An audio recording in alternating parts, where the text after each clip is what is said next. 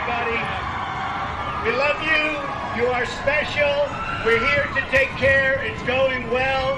And I want to thank you for coming out. We're going to get you back and operating immediately.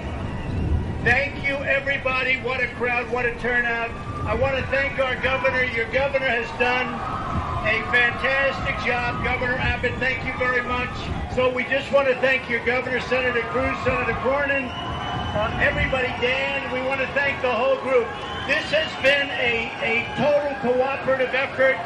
Again, we will see you soon. I will tell you, this is historic. It's epic what happened. But you know what? It happened in Texas, and Texas can handle anything. Thank you all, folks. Thank you. Thank you.